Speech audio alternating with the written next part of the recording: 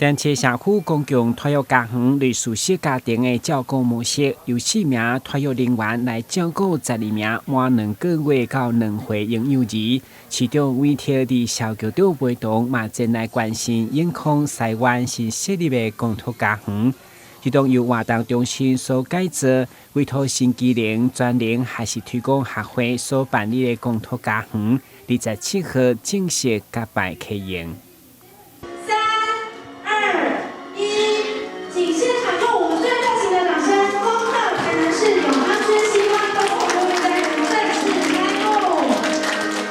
就像巷战一样，一个一个克服，一个一个做。那当然是锁定在比较年轻的行政区，像年轻朋友、年轻爸妈比较多的，像永康，还有像这个我们像归仁有一些地方因为人口增长蛮多，还有南科区大南科区很多年轻的爸妈，工程师或是说就业人口在那边，所以我们还有像9份子那边所以说我们针对这些比较重点区域，我们会加强公共托育，还有包括日照中心的建制，甚至包括亲子幼儿馆的建制，我们都会加强。